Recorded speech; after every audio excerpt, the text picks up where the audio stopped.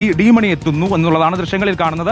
Crime branch ഓഫീസിൽ ചോദ്യം ചെയ്യലിനായി ഡി മണി എത്തിച്ചേരുന്ന ദൃശ്യങ്ങളാണ് ഇപ്പോൾ നമ്മൾ കാണുന്നത്. വാഹനത്തിന് മുന്നിൽ തന്നെ ഡി മണിയുണ്ട്. ഒപ്പം തന്നെ അദ്ദേഹത്തിന്റെ സുഹൃത്തുക്കളാണെന്ന് തോന്നുന്നു. 3 പേർ. അഭിഭാഷകന്റെ വാഹനമാണ്, തമിഴ്നാട്ടിലെ ഒരു അഭിഭാഷകന്റെ വാഹനമാണ് നമ്മൾ ദൃശ്യങ്ങളിൽ കാണുന്നത്. അഭിഭാഷകനും കൂടെ ഉണ്ട് എന്നുള്ളതാണ് നമുക്ക് മനസ്സിലാക്കാൻ സാധിക്കുന്നത്. അതുകൊണ്ട് തന്നെ എല്ലാ തരത്തിലുള്ള നിയമപരിരക്ഷയും ഉറപ്പുവരുത്തിക്കൊണ്ടാണ് ഡി മണി ഇന്ന് ഹാജരാകുന്നത്. മാസ്ക് വെച്ച് ആദ്യം പോകുന്നത് ഡി മണിയാണ് എന്നുള്ളത് നമുക്ക് ദൃശ്യങ്ങളിൽ നിന്ന് കാണാൻ സാധിക്കും. വളരെ പ്രധാനപ്പെട്ട ഒരു ചോദ്യം ചെയ്യലിന് വേണ്ടിയാണ് ഡി മണി. ഡിണ്ടിഗൽ സ്വദേശിയായിട്ടുള്ള ദാവൂദ് മണി എന്നും നേരത്തെ ആദ്യഘട്ടത്തിൽ ഓട്ടോ മണി എന്നും പോപ്കോൺ മണി എന്നൊക്കെയുള്ള വിവിധ പേരുകളിൽ അറിയപ്പെട്ട ഡിണ്ടിഗലിലെ വലിയ രീതിയിൽ സ്വാധീനമുള്ള ഒരു വ്യക്തിയാണ് ഡി മണി. ആ ഡി മണിയാണ് ഇപ്പോൾ ചോദ്യം ചെയ്യലിനായി SITയുടെ ക്യാമ്പ് ഓഫീസായ ഈഞ്ചക്കലിലുള്ള ക്രൈംബ്രാഞ്ച് ഓഫീസിൽ എത്തിയിരിക്കുന്നത് എന്നുള്ളത് നമുക്ക് മനസ്സിലാക്കുന്നു.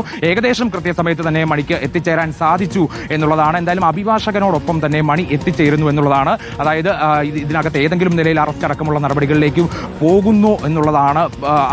അത് തടയുന്നതിന് വേണ്ടി അല്ലെങ്കിൽ കൃത്യമായി രേഖകൾ സമർപ്പിക്കുന്നതിന് വേണ്ടി കൃത്യമായി നിയമപരിരക്ഷ ഉറപ്പാക്കുന്നതിന് വേണ്ടിയാണ് എന്തായാലും ഇതിനകത്തേക്ക് എത്തിച്ചേർന്നിട്ടുള്ളത് എന്നുള്ളതാണ് നമുക്ക് മനസ്സിലാക്കാൻ സാധിക്കുന്നത്. അതിനകത്ത് എന്തായാലും വളരെ പ്രധാനപ്പെട്ട ഒരു ചോദ്യം ചെയ്യലായിരിക്കും ഇന്നത്തെ ദിവസം നടക്കുക എന്നുള്ളത് തന്നെ മനസ്സിലാക്കുന്നു. കാരണം അടക്കമുള്ള ഈ ഹൈക്കോടതി സമർപ്പിക്കുന്ന ദിവസമായിട്ട് പോലും ശശിധരൻ ഇന്നിപ്പോൾ ഹൈക്കോടതിയിൽ പോയിട്ടില്ല. അപ്പോൾ ഇവിടെ തന്നെ വരുന്നു എന്നുള്ളതാണ്. അപ്പോൾ വളരെ നിർണായകമായ മറ്റ് രേഖകളോ തെളിവുകളോ ഒന്നും കൊണ്ടുവരാൻ ആവശ്യപ്പെട്ടിട്ടില്ലെന്ന് മനസ്സിലാക്കുന്നു. ഡി മണി നമ്മളോട് പറഞ്ഞതിന് ഇപ്പോൾ പുറത്ത് നിൽക്കുകയാണ്. അല്പസമയത്തിനുള്ളിൽ ഡി മണിയും ബാലമുരുകനും ഈ ബാലമുരുകനും ഡി മണിയും തമ്മിൽ അറിയാം എന്നാണ് പറഞ്ഞിരുന്നത്. ശ്രീകൃഷ്ണനും ഡി മണിയും തമ്മിൽ പരിചയമില്ല എന്നുള്ളതാണ് ശ്രീകൃഷ്ണൻ നമ്മളോട് പറഞ്ഞിരുന്നത്. ഇന്നിപ്പോൾ ഇവരെ എല്ലാവരെയും ഇരുത്തി ചോദ്യം ചെയ്യുന്നതിലൂടെ അതിലൊരു വ്യക്തത വരും അല്ലേ ഹരി?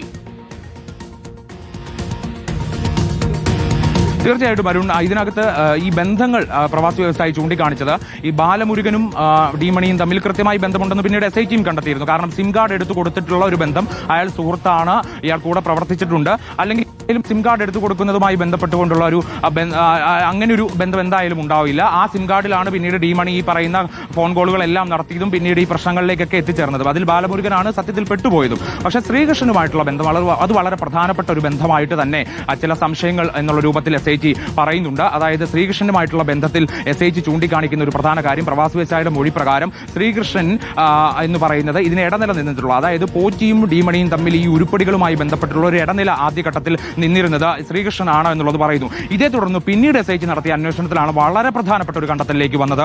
അത് ഉണ്ണികൃഷ്ണൻ പോറ്റി, ശബരിമല സ്വർണ്ണക്കൊള്ളയിലെ ആദ്യ പ്രതിയായിട്ടുള്ള ഉണ്ണികൃഷ്ണൻ പോറ്റിയുടെ CDR, അതായത് ഫോൺ രേഖകളിൽ ഈ നമ്പർ ഉണ്ട്. അത് പലവട്ടം ആ നമ്പറിൽ ബന്ധപ്പെട്ടിട്ടുണ്ട്, ഇവർ തമ്മിൽ പരസ്പരം സംസാരിച്ചിട്ടുണ്ട് എന്നുള്ള കണ്ടെത്തലിലേക്ക് കൂടി SIT എത്തിയിരിക്കുന്നത്. അതായത് ശ്രീകൃഷ്ണനും ഉണ്ണികൃഷ്ണൻ പോറ്റിയും സംസാരിച്ചത് എന്തായാലും ശബരിമലയെ തൊഴാൻ വരുന്ന കാര്യമാവില്ല. അത് വളരെ പ്രധാനപ്പെട്ട ഈ കേസുമായി ബന്ധപ്പെട്ട നിർണായകമായിട്ടുള്ള വിവരങ്ങളായിരിക്കും. അത് ശബരിമല സ്വർണ്ണക്കൊള്ളയുമായി ബന്ധപ്പെട്ട വിഷയങ്ങളായിരിക്കും. അത് ശ്രീകൃഷ്ണൻ എന്തായാലും അത്തരത്തിൽ ബന്ധപ്പെട്ടിട്ടുണ്ടെങ്കിൽ ഇതിന്റെ ബന്ധങ്ങൾ തമിഴ്നാട്ടിലുമുണ്ട്.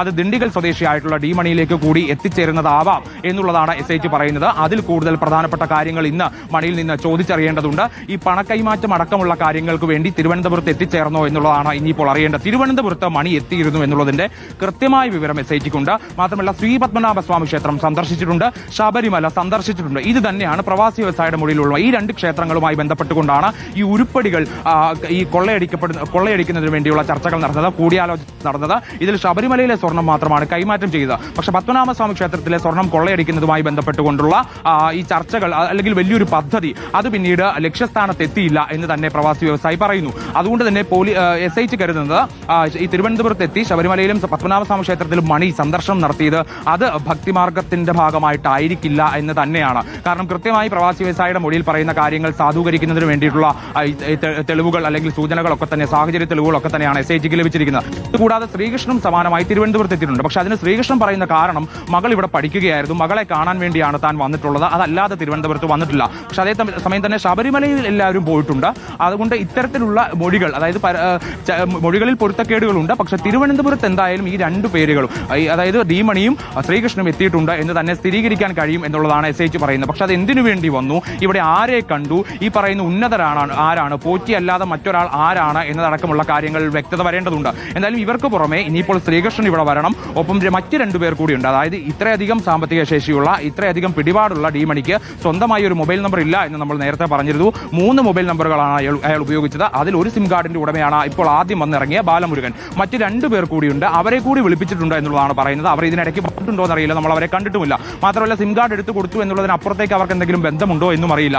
ഇങ്ങനെ ആകെ കൂടി 5-6 പേരോളം ഇന്ന് വിളിപ്പിച്ചിട്ടുണ്ട്. പക്ഷെ അതിൽ ഏറ്റവും പ്രധാനപ്പെട്ട ആൾ ഡി മണി എത്തിച്ചേർന്നിരിക്കുന്നു എന്നുള്ളതാണ്. ഇനിയിപ്പോൾ ബാലമുരുകന്റെ അടുത്ത് നിന്ന് സ്വാഭാവികമായിട്ടും SITക്ക് അറിയേണ്ടിയിരിക്കുന്ന ഒരു വിവരം എന്ന് പറയുന്നത്, ഈ സിം കാർഡ് എടുത്തു കൊടുത്തത് ഇയാൾ പറഞ്ഞത് പ്രകാരം, അതായത് സാധാരണ രീതിയിൽ ഒരു സുഹൃത്തിന് എടുത്തു കൊടുക്കുന്നത് പോലെ തന്നെയാണോ, അല്ലെങ്കിൽ ഇതിന്റെ പിന്നിൽ മറ്റെന്തെങ്കിലും ഉണ്ടോ, അല്ലെങ്കിൽ ബാലമുരുകന് വേറെന്തെങ്കിലും ഡി മണിയെ കുറിച്ച് അറിയാമോ, ഇയാളുടെ പശ്ചാത്തലമോ, അല്ലെങ്കിൽ ഇയാൾ ഇത്തരത്തിൽ വിഗ്രഹക്കടത്തോ പുരാവസ്തു കടത്തോ ആയി ബന്ധപ്പെട്ടുകൊണ്ട് പ്രവർത്തിച്ചിരുന്ന ആളാണോ തുടങ്ങിയ കാര്യങ്ങൾ ബാലമുരുകൻ അറിയാമോ എന്നുള്ളത് കൂടി SIT പരിശോധിക്കും. എന്തായാലും ബാലമുരുകന്റെ സാമ്പത്തിക ശേഷിയെക്കുറിച്ചൊന്നും SITക്ക് നിലവിൽ സംശയങ്ങളില്ല. അയാൾ സാമ്പത്തിക ശേഷി അത്രയധികം ഇല്ലാത്ത ഒരു സാധാരണക്കാരനായിട്ടുള്ള വ്യക്തി തന്നെയാണ്. പക്ഷെ അയാൾക്ക് മറ്റു പല കാര്യങ്ങളും അറിയാനുള്ള സാധ്യത SIT തള്ളിക്കളയുന്നില്ല എന്നുള്ളതാണ്. പക്ഷെ ശ്രീകൃഷ്ണൻ വരേണ്ടിയിരിക്കുന്നു. ശ്രീകൃഷ്ണൻ ഈ കേസിലെ നിർണായക കണ്ണിയാണ്. ഇത്രയൊക്കെ തന്നെ SITക്ക് ലഭിച്ചിരുന്ന വിവരം ഇയാൾ വരുമെന്ന് തന്നെയായിരുന്നു. പക്ഷേ അയാൾ ഇതുവരെ എത്തിയിട്ടില്ല എന്നുള്ളത് കൂടി മനസ്സിലാക്കാൻ സാധിക്കുന്നുണ്ട്. പക്ഷേ അയാൾക്ക് എന്തായാലും ഒറ്റയ്ക്കേ വരാൻ കഴിയുള്ളൂ. കാരണം അയാൾക്ക് മണിയായിട്ട് ബന്ധമില്ല, മറ്റാരുമായിട്ട് ബന്ധമില്ല എന്നുള്ളതൊക്കെയാണല്ലോ മൊഴി. അതുകൊണ്ട് സ്വാഭാവികമായിട്ടും അയാൾ ഒറ്റയ്ക്കായിരിക്കാം വന്നിട്ടുണ്ടാവുക. എന്തായാലും ഡി മണി എത്തിയതിന് ശേഷം അല്പസമയത്തിനുള്ളിൽ തന്നെ ചോദ്യം ചെയ്യൽ ഇപ്പോൾ എത്തി. അഭിഭാഷകനോടൊപ്പം ഇവിടെയുണ്ട്, ബാലമുരുകനും അവിടെയുണ്ട്, ബാലമുരുകന്റെ ഭാര്യയുമുണ്ട്. അപ്പോൾ ഈ പറയുന്ന ആളുകളെ എല്ലാം കൃത്യമായി ചോദ്യം ചെയ്യണം. ഒരുപാട് സമയം എടുക്കാനുള്ള സാധ്യത കൂടിയുണ്ട്. കാരണം ഇതൊരു ചെറിയ ചോദ്യം ചെയ്യലല്ല, ഇതിന്റെ ഒരു രാജ്യാന്തര ബന്ധത്തിലേക്ക് വരെ ചൂണ്ടാൻ കഴിയുന്ന തെളിവുകൾ ഒരുപക്ഷെ ഇതിൽ നിന്ന് ലഭിച്ചേക്കാം എന്നുള്ള വിലയിരുത്തലിലേക്ക് SIT എത്തിക്കഴിഞ്ഞിട്ടുണ്ട് ഇതിനോടകം തന്നെ. പക്ഷെ അതിന് തെളിവുകളാണ് ലഭ്യമാകേണ്ടത്.